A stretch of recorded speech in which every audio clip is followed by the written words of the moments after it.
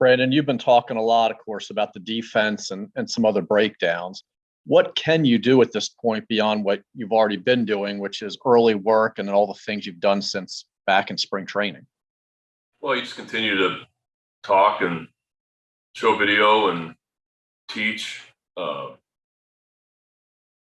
with little plays that come up here and there that we're just not executing, to be able to win games. You have to be able to execute defensively and make the routine play and be in the right spots, hit the cutoff man, especially, et cetera. So, there's some things that we just continue to talk as a group, show video, do a lot of that in our advanced work with opening up series. We review, we show good plays, show plays we need to get better at, etc. It's a daily thing. Next question is from Joe Trezza. Brandon, do you have starters for this weekend?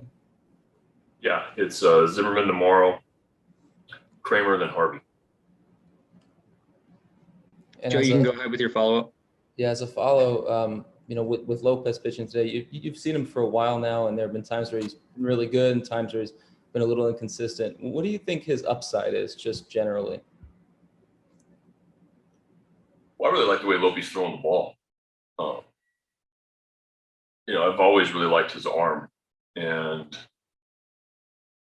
for me, the fastball has even gotten better this year than it was last year. He's added a slider probably about a month ago. That's really helped him out also. So I really like Lopey's stuff. I think that he's gone through this season where he would be 3 innings lights out, start the game, and kind of would struggle there in the fourth. I think he's gotten over that hump.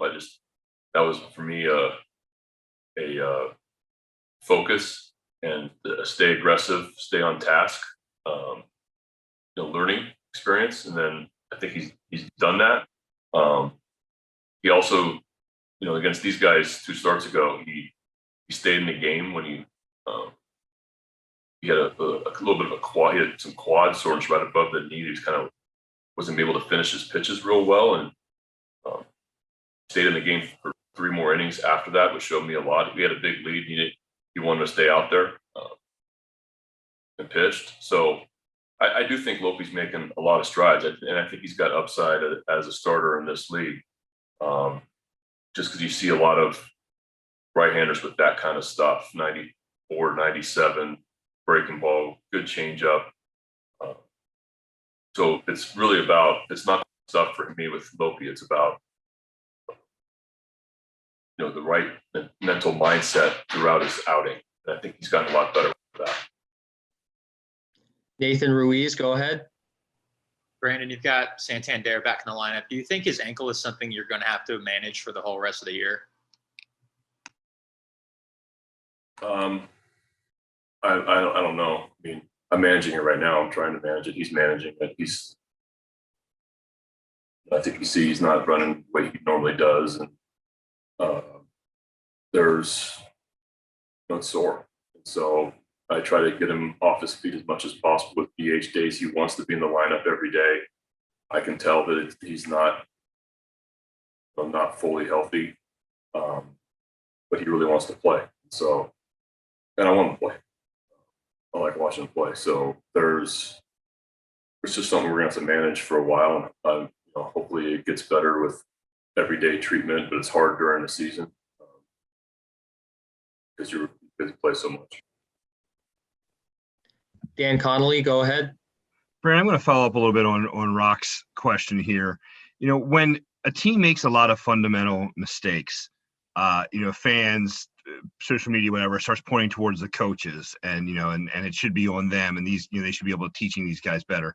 Flip side of that is these guys are all professional baseball players who have been doing this all of their lives.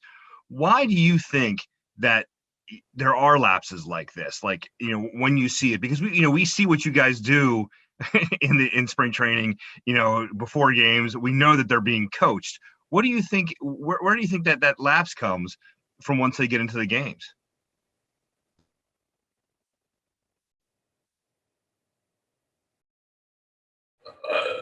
That's tough to answer. I mean, you have the personnel you have, and you do the best you can with teaching and work and spring training, and it's up to them to perform.